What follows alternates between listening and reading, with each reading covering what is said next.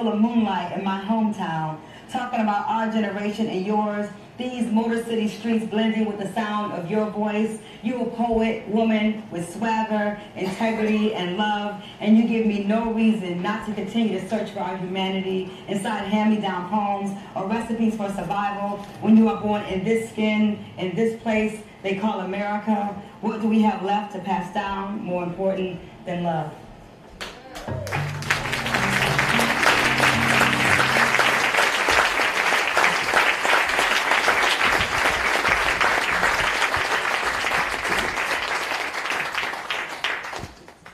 We have a wonderful tradition every year of a fantastic person and writer and speaker who comes to have a conversation with the icon we are celebrating that year of the festival. And this year, again, Elizabeth Alexander is with us. You may know her, ooh, here's some You may know her from her recitation of her poem at President Barack Obama's inauguration. She is now the president of the Andrew Mellon Foundation, and we are so happy to have her here, thrilled. She will have a conversation with Sonia Sanchez. Please come on.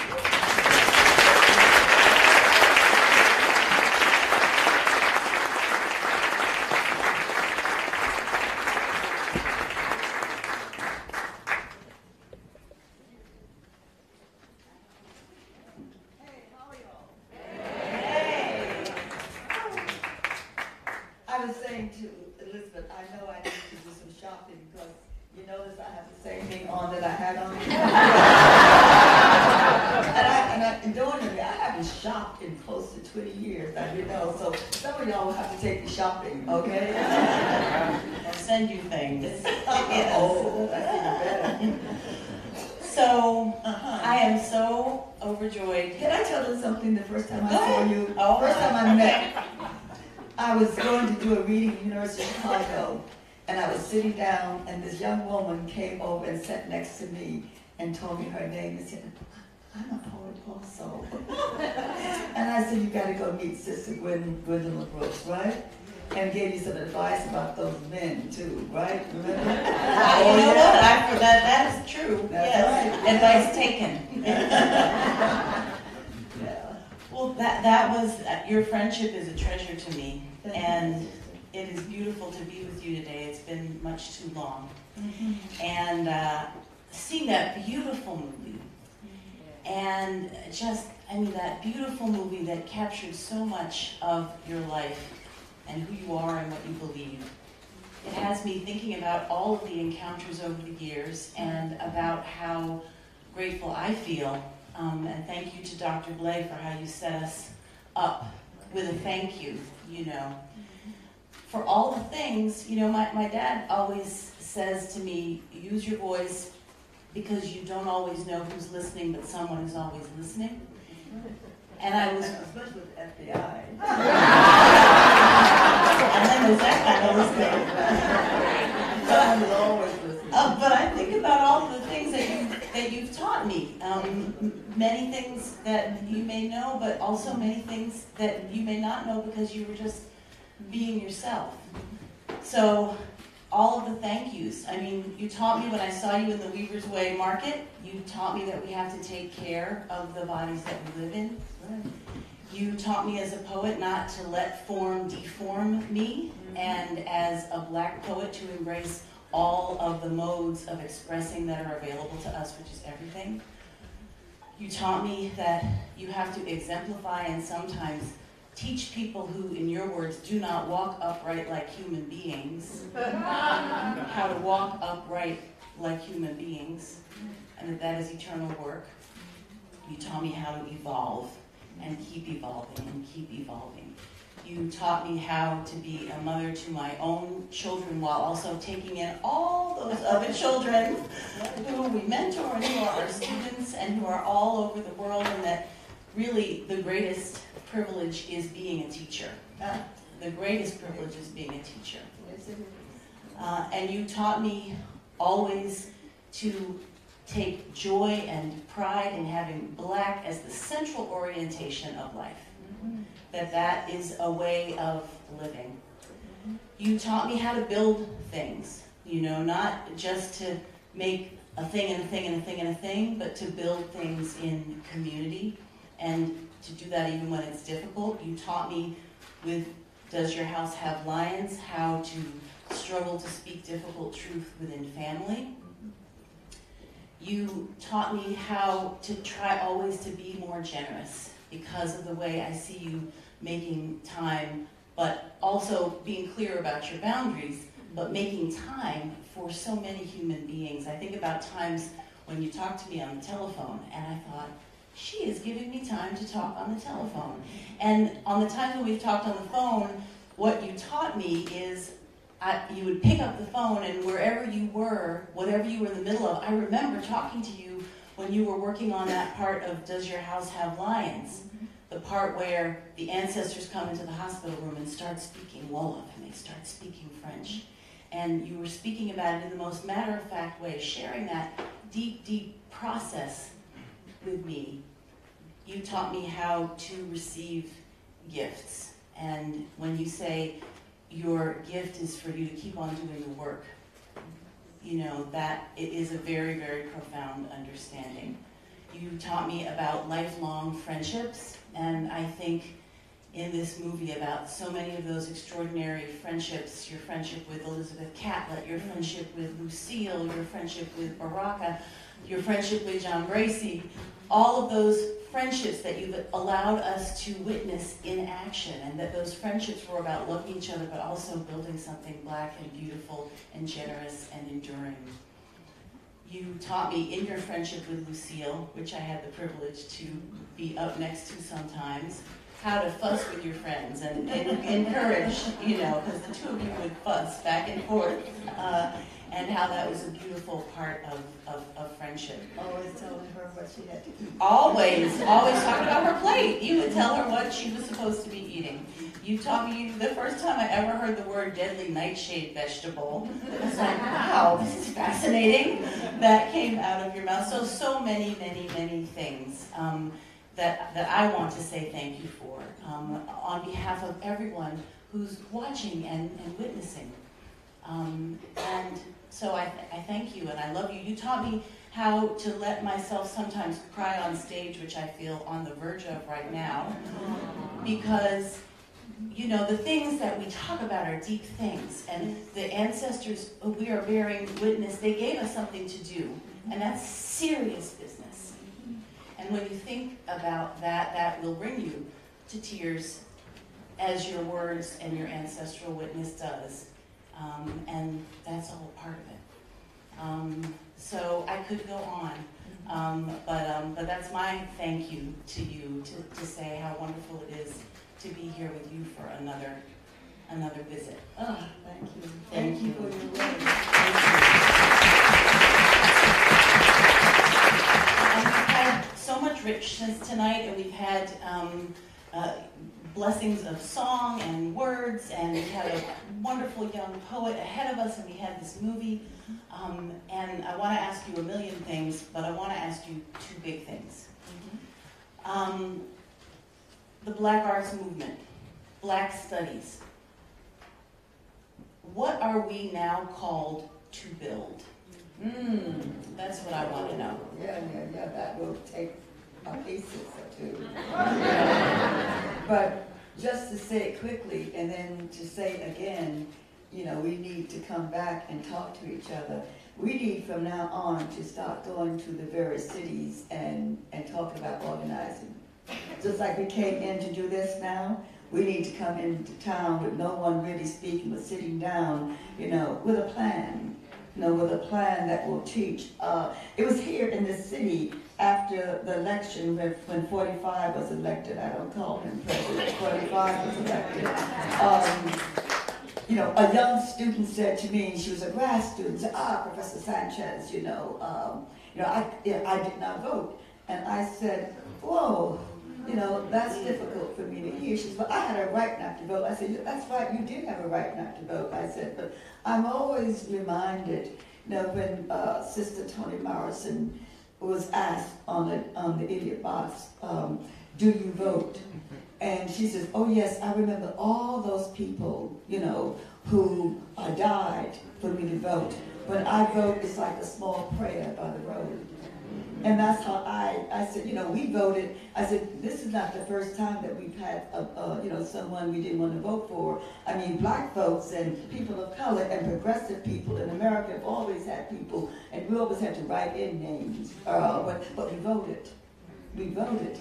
And so what we really need to do is begin to really organize again in the cities now. You know, not wait for some Democrat, because the Democrats really need to have a firecracker put up there behind them.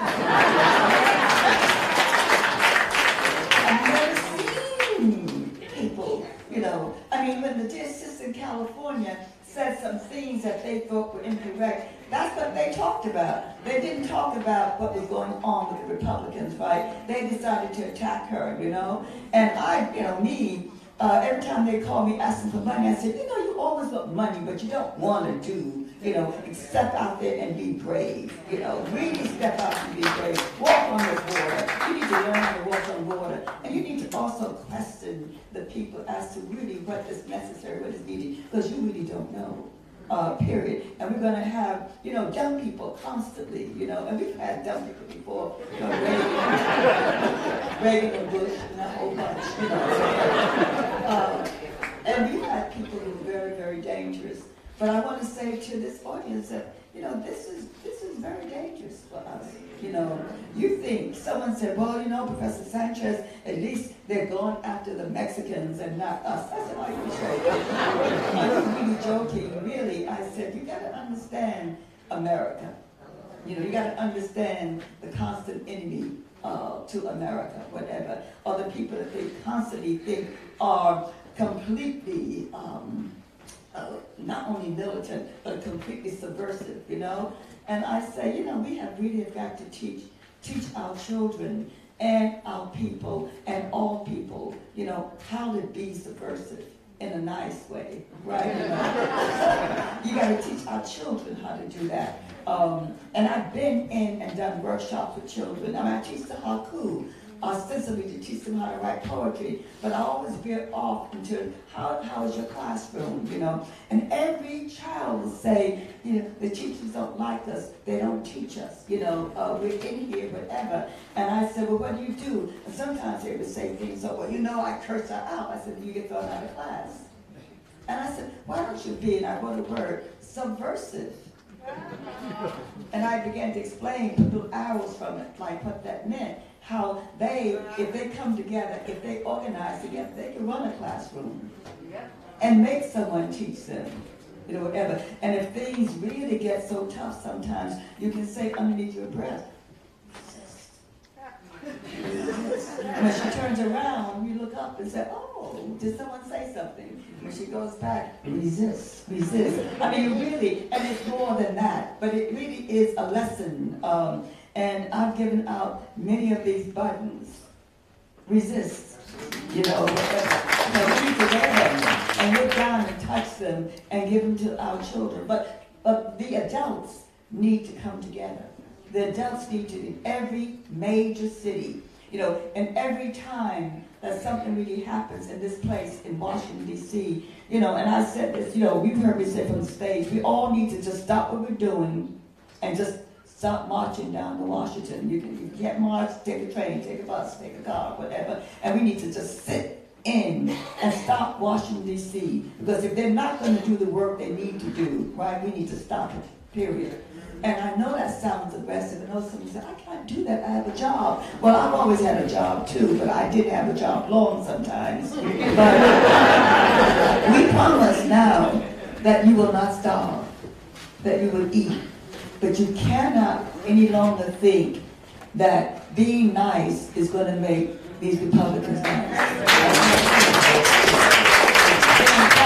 Will not do it, whatever. And you've got to be subversive at this stage of life, period. So if anyone really wants to deal with that, you know, and within the next year, all over major cities and minor cities, we've got to go in and begin to start a discussion about how then do we take back. Because some of this student who said to me, I'm a grad student, I didn't vote, I had a right not to vote, whatever. I said, you have not seen what's going to happen to you as a young person. All the work that we did for women, I said, from now on, you're going to see what an abortion really looks like outside a clinic. Because we grew up in Harlem with women who bled to death because they went to butchers. But you young people have been able to go to a clinic and get a clean abortion, whatever. Now, some of you say, I don't believe in abortion. I don't talk about that. I'm talking about women who decide, I can't do this one, or I was raped, I need to go in here, whatever the reason. But at least be safe about it. We're not, so if they pass what they're going to pass in terms of the Supreme Court, and we need to also at some point begin to really pick the Supreme Court. Those are some terrible men in there, you know? 2 women.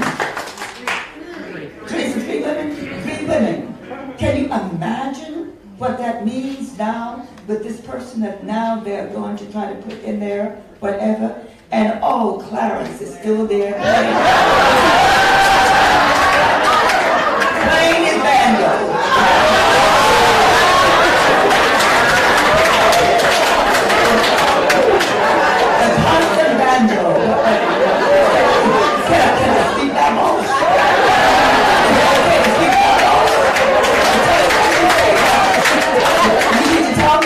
Whatever.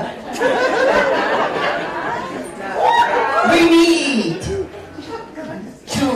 get loud again in this place called America, and not just in usual ways, okay? Not the same old ways that every time one of our children, one of our adults, one of our women, one of our female children gets killed and we go out to the streets. Not just that way. There are other ways to do it. You need to call on some of the elders to say, this must be done also. Because if we go out and we do that, because if we learn that, and you do that demonstration 2 or 3 days, then people start disappearing. They go home, I gotta go to work, you know, I gotta take care of my child. And then it dissipates and everyone sits back and says, oh, look at that, it's over. I'm talking about other kinds of, tactics also too, that must work, that are unexpected, that they don't expect us to do anymore. But people, but what I said at the end, and Elizabeth, that we love you. That the poetry that we made was not poetry that we held in just for ourselves. That every time we wrote it, we shared it on the stages, and we said simply, we're going to do this because I believe that we are going to live and make it in this century. This century will either take this century back from these oppressors, from the 1%. Can you imagine 1%? 1% people. All in the world, 1%. That's obscene. You see, motherfuckers are obscene. That's obscene. I know. I said I stopped saying motherfucker, but these are.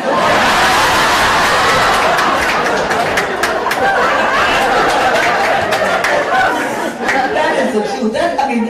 Those 2 words are amazing words. And they describe these people, here, who are ruining everything.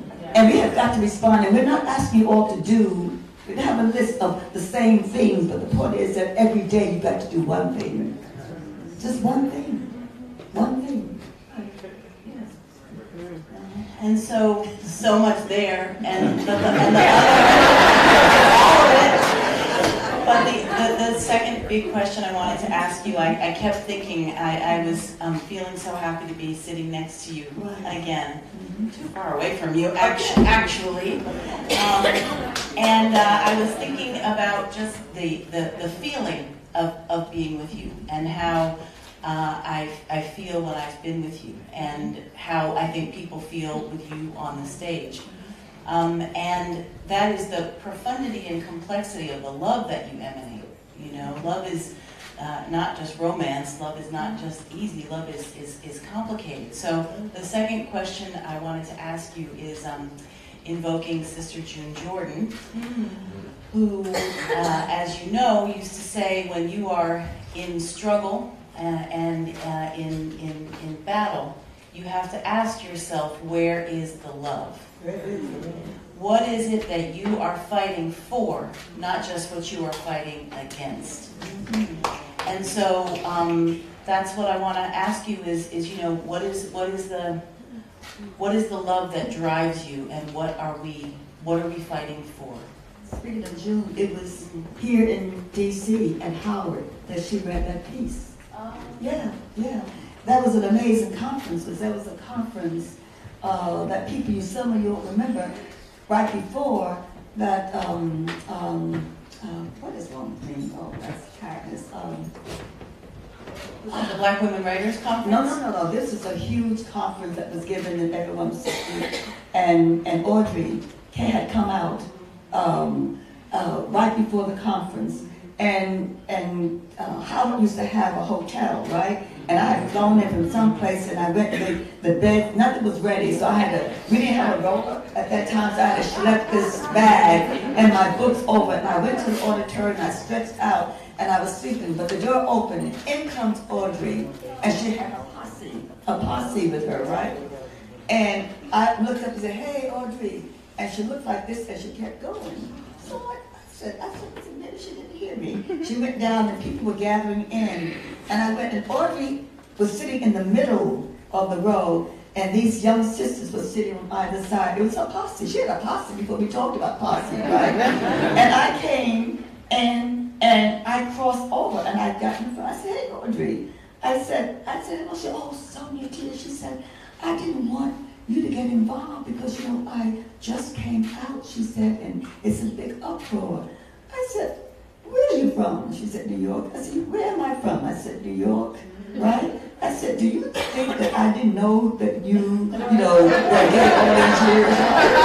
Did you really think that? I thought, "Oh, are you Audrey?" And she started laughing. I said, "Hey, come on." I said, so we hugged, whatever, and it was only then that those sisters surrounding her relaxed, whatever, etc. And all hell broke loose at that conference with people attacking people. And I remember getting up on stage, and I remember June, and her piece was "Where is the Love?" And it was the most magical moment listening to that. Where is the love? Where is the love? I mean, we've got to begin to say again, that this isn't about the stuff we see on the idiot box, or even in the movies, This love that we are talking about is a love that grows as you become more and more advanced in your politics, in your love, not only for your people and other people, your love for this earth, your love for your children, your love for the universe, your love that says simply, "Hey, I'm a human being." That we have remained human beings in the midst of all this amazing pain that we've suffered. And granted, you and I know that there are people that have lost themselves in hatred in this country. They've lost themselves in what I call romantic love. But the love we're talking about is harsh sometimes. It's a love you have to say to one of your students, like, "You really have to leave my class. I'm not going to flunk you. I'm going to do you withdrawing, passing, but you're not ready to be serious about learning. And I don't ever want you to go out into the world and say you study with me and you talk with me." But I also don't want you to sit here, and look at all these people struggling to learn this, to be human. You need to come back in a couple of years. The point of love, my dear sister, is behind that word is trust. Say, I trust you. Say, I really do. I know that in our guts, we understand what is going on in the world. But it's difficult always to speak it. It's difficult to reach out to people. And what we did as writers, as poets, that with our words, we reached out to people. And sometimes we were rejected. You better believe that, okay? Whatever, The first time I got on the stage in New York City, you gotta hear that. When we would find out we were black, I said, "I'm a black poet." People booed. New York City people, and I wanted to just crash, sink into the ground. But what you did, you go, boo-booing me. Oh, you didn't say boo to you too. Then you took that back. But you only booed because you didn't understand what I said. I said, I'm a black woman poet, And when you understand that, You understand something about yourself, you know, and about love. And what we did in the Black Arts is that was the whole point of beginning to say out loud, I'm going to have a long love affair, not only with America, this country, but with you also too. And it was a hard thing. Black folks didn't want to be known as black folks, you know. So you said, that boo was like, they would say, I'm brown. Or they even said, I'm a Negro. I said, well, yo, they capitalized it finally in America. Right. But that really happened, guys. So yes, this love, every poet that I know who's poeting well today, poeting with love, with discipline, with understanding of history and history, right? And the future moves and writes in love. Love that says this, that it will transform us. We will transcend the idiots running this country. We will transcend the people who look at us. You know, I come in with Marani, my son, today, and, you know, some guys are just looking, and they look at you with your hair, you know. And so one looks at you, and then does this, and another one sees the look. But when I'm by myself, sometimes I go, hello. With my children, sometimes they say, oh, Mom. So you quiet down, so what you do is I nod. You know, I'm acknowledging you that you're looking at me. But just imagine, when I saw the natural, what happened to us in America, we got naturals, right? I lost a job. You know, I was going to have a teaching job. I went to get it in September, and they said, oh, it's over here. You know, they said, no. So I got a job in a private school someplace in New York City. What I'm saying is that when you flush the body of hatred, when you flush the body of flesh, you know, that is old. You got to renew that flesh every day of your life. So every morning you got to get up and you got to surround yourself with light before you go out into this world and do the work that needs to be done. Because love is one of the greatest, what's her name? Zora Neale Hurston said fear was the greatest emotion. And when I was teaching the book, Their Eyes Are Watching God, I said to my students, but love is the greatest emotion. See, fear would make you rush into a building and respond, but love would make you respond, right? And then continue to do the work with your child, your children, your people. So remember, love is the greatest emotion, you know, period. And I'm not talking about the love, I'm not being negative now, and maybe I am, but the love, you know, that a pastor will say in church, you know, when he's asking you for money to buy a plane someplace. You know?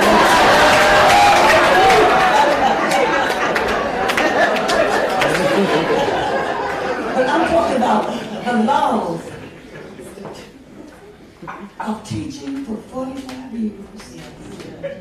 The love of going to a classroom, sometimes the love going in the South and to do a gig in the Southern school, and they put me in a hotel and the doors didn't lock.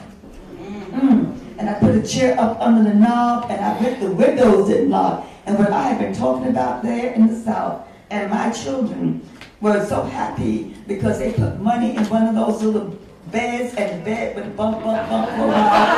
And then I sat up all night by the window in a chair to make sure we protected, right? And then the students came for me the next morning to take me to the airport. I didn't say, why did you put me in this hotel where the doors didn't lock and the windows didn't lock, right? Because that was the only motel that was there. And so I talked to them all the way to the airport about, thank you for having us down here. Thank you for letting me come to share my poetry. You know, thank you for continuing to do this work. This little small town someplace, you had some bad sisters and brothers.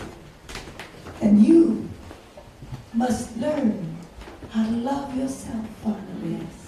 If you don't love yourself, you cannot love anybody on this earth. You can't even love your children if you don't love yourself.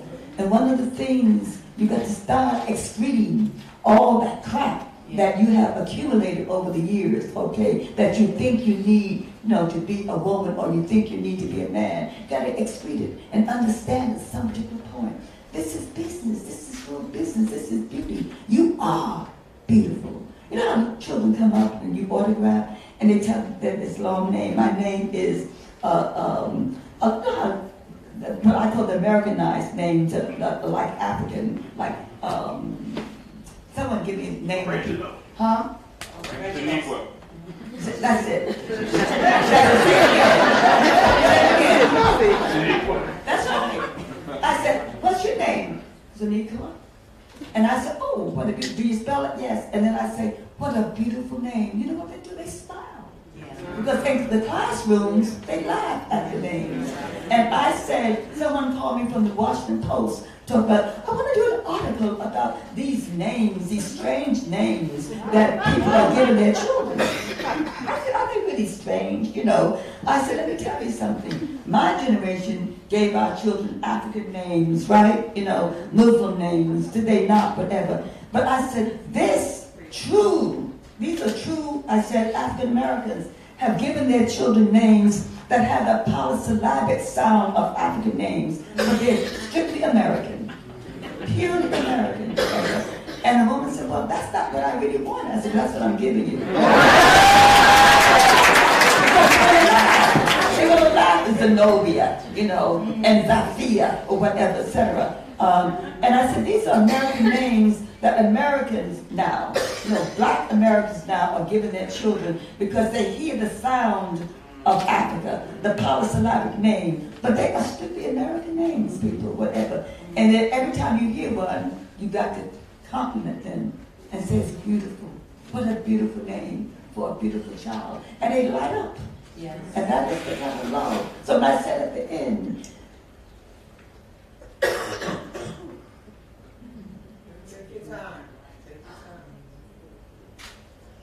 when you fall in love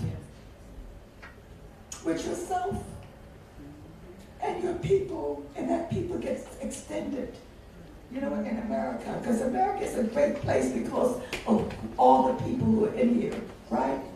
You know why you're on this earth, people.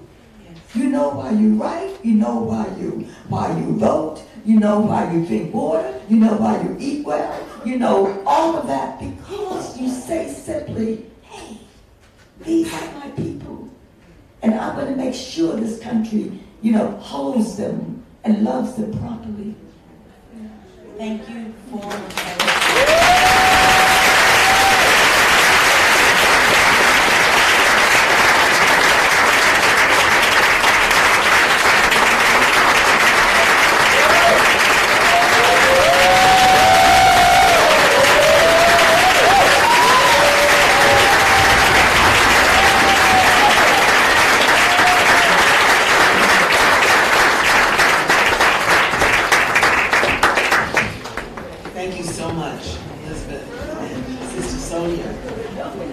we top off our tribute to Ms. Sanchez with a poet of the new generation.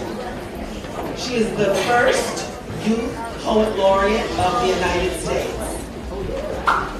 She published her book of poetry, her first book of poetry in 2015. She was part of the U.S. Youth Delegation to the United Nations.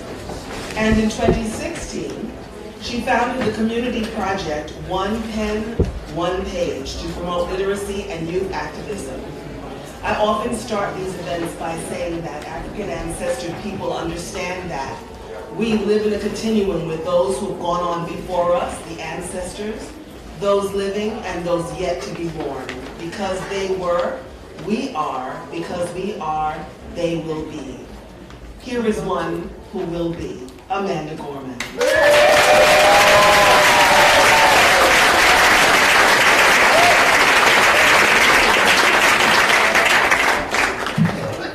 Wow. Wow. Woo. Woo. Get yourself together, Amanda. Hello, everybody. I'm so honored to be here.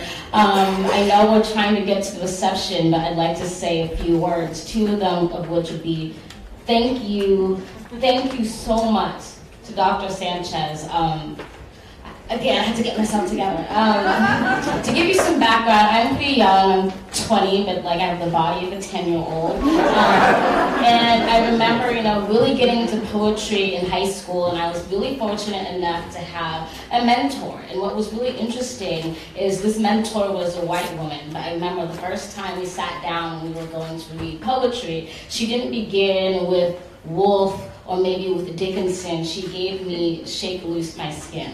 And I took that with me to visit my grandmother in San Francisco, and she planned this huge trip with her family, was going to see all the sights and yada yada. And I can't tell you what happened at all on that trip, because the whole time I had my book, my head, my nose buried in that book, just soaking in all the words. And so I've been working on this poem in tribute to the incredible Dr. Sonia Sanchez, and it's inspired by the poem that I read when I first opened that book at a landing page. To whom it may concern, watch out for the full moon of Sonia shining down on you, i.e. you daughter of a long line of black folk and a long line of restrained silence. Sonia will spread a light on your tongue, sweet and sharp as the stamp of honey. These black daughters, black people, flock to this poets like female ants rally around the queen, carrying crumbs of histories that are 3 times our weight. Sonia will strip your back so raw with truth, you'll glow like them pennies scraped clean in the grimy memory of being owned. She'll teach you, replace your lethargy with legacy, that the movement is more than pushback, more than resistance, it's persistence, a vision beyond victimhood. To whom it may concern, watch out for the full moon of Sonia shining down on you, i.e. the many few who are not lost for words, but lost without them, the pulse, the evasion of letters. Sonia is one of our kind where the gums are thorned and the lip is taloned, where writing is a form of stretched out baptism, a type of yoked rebirth. We are the ones who know where there's smoke, there's a poet, burning in a redemption with meaning precise as stunning rain. To whom it may concern, watch out for the full moon of Sonia shining down on you, i.e. me, that skinny Los Angeles poet, brown as a plum pit, who once wished to shake loose her skin. Sonia's words fastened it tighter to my person. It was the first time my skin felt more than minstrel glove, more than ontological October mask, more than hand-me-down, too loose, too large to wear without drowning in creases stained with trauma. My blackness was no longer anatomy, but an aesthetic, an arsenal, beauty wholly and simply mine. That to say I, black woman, was not necessarily definition, but by necessity a definitive defiance. And my speech impediment too was revealed as the weapon it was, that I too am part of a tribe of women with razor blades between our teeth, that to be black, to be woman, to be writers, to be danger, is to be daring. Didn't they know I could stop a man's heart with one word? How can my mouth not stutter with the fear and ferocity for my own greatest defense? To whom it may concern, watch out for the full moon of Sonia shining down on you. I will surely tell this to my black daughter from a long line of African-American folk and a long line of resilience. Watch out for Sonia. I'll say it not as a warning, but as a way home in this warring. Watch out for the Sonia. It won't be a threat, but a thread, tethering her to the homeland like kelp laced round the brown of a sea otter. Watch out for Sonia. I'll say the same way I'll say, keep your arms open for grace coming your way. The same way I'll say, love with courage, right with abandon. Keep us flying, keep us flying. Listen for the words, the Sonia and you bursting to be heard. I'll tell her that by calling black people, Sonia calls to the world. That like a moon swelling in our darkest night, she beckons in a high tide, a wave which raises those trapped in the sand as it climbs. that she's always had us ranting loudly, chanting proudly, to whom it may concern, which means every single one of us. Watch out for the full moon of Sonia shining down on you. All of us in a long line of human, in a long line of revolution, following the angle of ascent of a poet so bad, she compels us to do good. A poet so beautiful, she, like the open-mouthed hawk on the highest oak, howls the beauty in all of us. As poets so boldly full of radical love, of words, even as a single woman, as she writes her words down, she lets them shine down, she lets them rain down, she lifts up us all.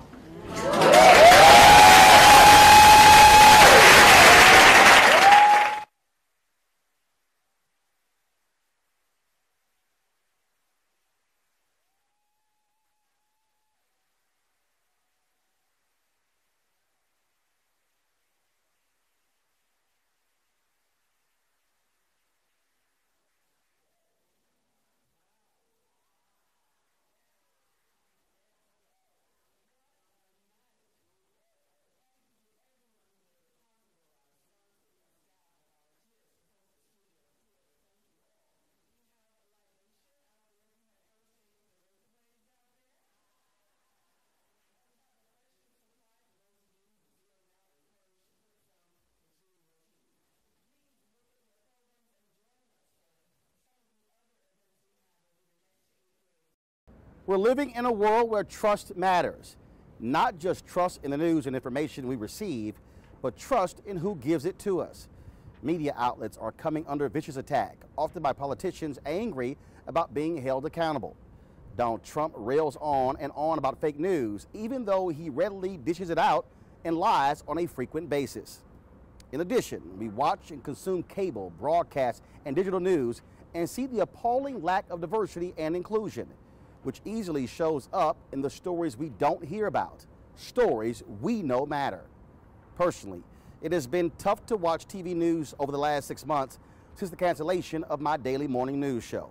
Not because I'm not interested, but because of what isn't being discussed, and who isn't being heard, and what is happening and how it affects not just those on Main Street, but also on MLK Street. Last week, the political world was stunned when Alexandria Ocasio-Cortez, a 28-year-old first-time candidate, beat longtime Democratic incumbent Joe Crowley in the New York congressional primary. Her campaign was ignored by traditional media outlets who just assumed the powerful Crowley would coast to victory. That's simply media laziness and taking the public for granted. We see that all too often. We saw it last year when traditional news outlets rushed to interview black women who hit the ground hard to elect Doug Jones to the U.S. Senate in Alabama. But how many of those same outlets would have interviewed those sisters before the election? They were struggling to have their voices heard and getting their message out to raise money to fund their endeavors on the ground. Now, I talked to them on the Tom Joyner Morning Show and TV One, but here we are today, just a few months out from the midterm elections. And where will DeWanna Thompsons and Adriana Shropshires and Latasha Browns and Stephanie James and Melanie Campbells and Rosa Clementes, where will they go to raise their voices before the election? What about the awesome work being done by many of our civil rights groups like the NAACP Legal Defense Fund and Lawyers Committee for Civil Rights Under Law? We need to hear from them daily regarding the vital work they are doing to counter the shameful efforts to deny us the right to vote. They're filing critical lawsuits. Unfortunately, they don't get as much media attention. Reverend Dr. William Barber and others are picking up the mantle of Dr. King and the Poor People's Campaign, and mainstream media is essentially ignoring the massive mobilization and direct actions nationwide. Here you have a broad coalition of folks from different races and religions fighting for the people, but mainstream media doesn't care to highlight their concerns as well as the campaign. Now look, I can go on, but you get the picture. Over the last 6 months, so many of you have stopped me in airports, train stations, on the streets, in barbershops, and at numerous events to tell me you missed TV One's News One Now and what we did every morning for 4 years mattered. I've had millennials, Gen Xers, baby boomers, preachers, teachers, CEOs, entertainers, sports figures, men and women, some in tears, tell me how much they learn each day and how vital it was to start their mornings with news and information for us and by us. That's why I'm proud, excited, and humbled today to announce that on September 4th, I will launch a daily digital show that will give a voice to the voiceless and speak truth to power on the issues of the day. This is Roland Martin Unfiltered. He's got it. Whatever the biz, he's on it. Whatever it is, he's got the scoop, the fact, the find. And when it breaks, he's right on time. And it's rolling. Best believe he's knowing. Putting it down from sports to news to politics. With entertainment just for kicks, he's rolling. It's on go, y'all. It's Roland Martin, yeah. Rolling with Roland now. He's funk, he's fresh, he's real, the best, you know he's Roland Martin now.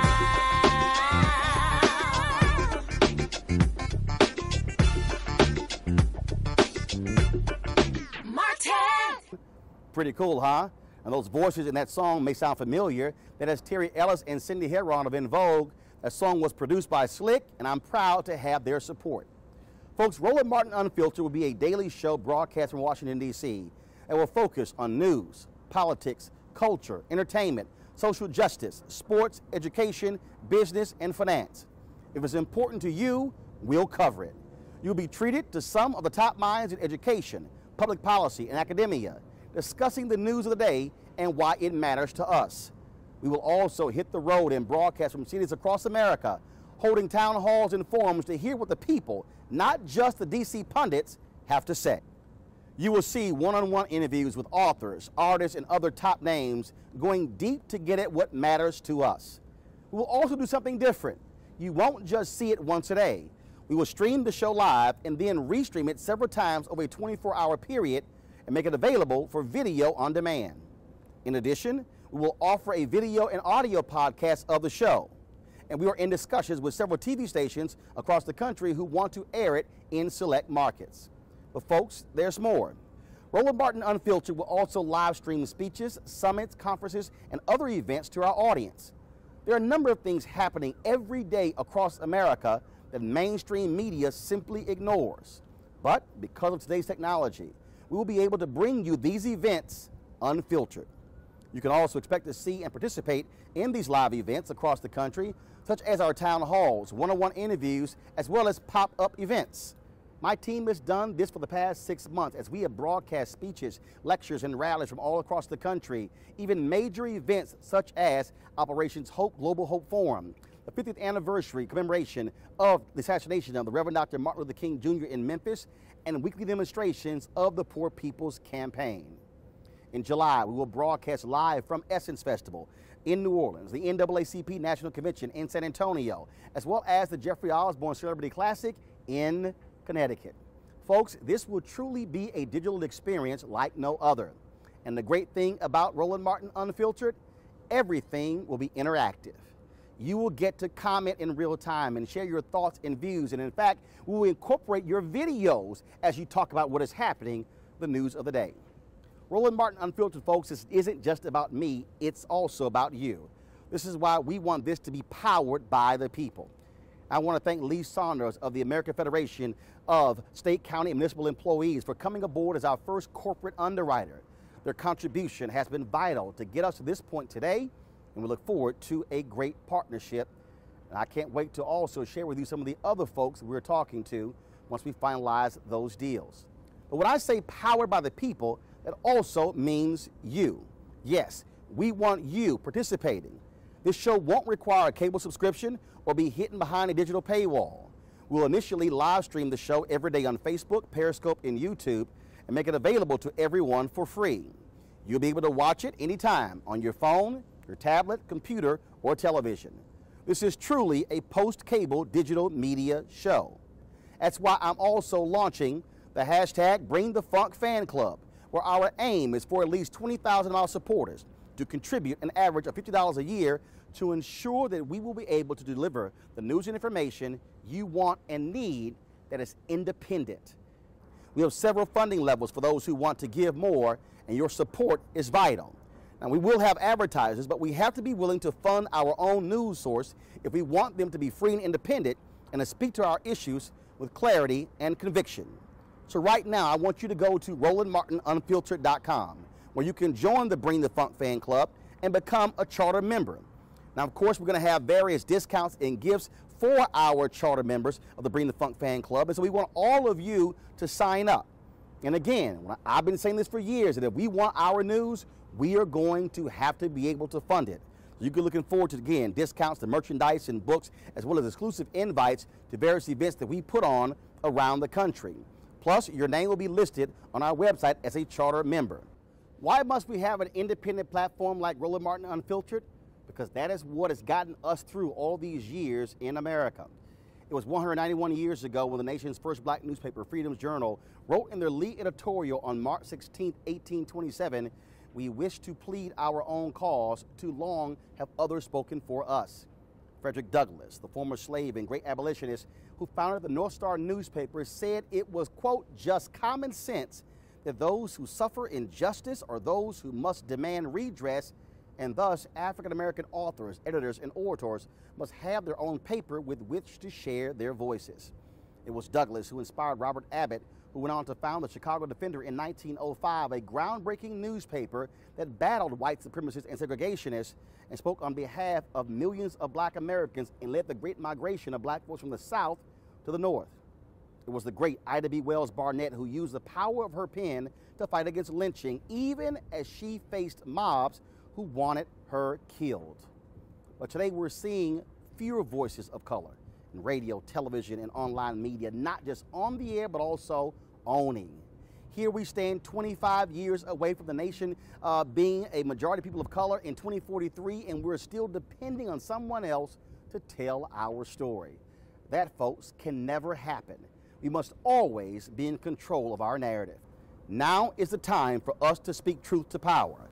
Now is the time for us to control our narrative and have a voice that represents our interests and our concerns. Now is the time to fight against fake news and the folks who wish to do our community harm. I want you to go to RolandMartinUnfiltered.com for more details to become a charter member of the Bring the Funk fan club. And beginning September 4th, let's mark a new chapter for an independent news source that, in the words of the late, great Congresswoman Shirley Chisholm, is unbought and unbossed.